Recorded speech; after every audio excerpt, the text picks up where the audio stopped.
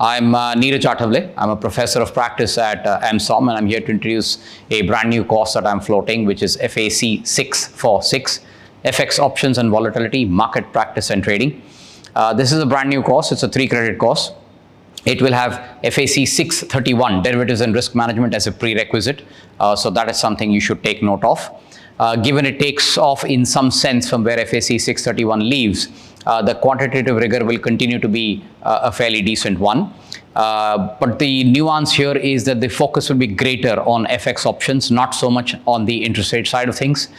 There will be a lot more delving into volatility strategies, managing volatility, looking at GARCH and equivalent models.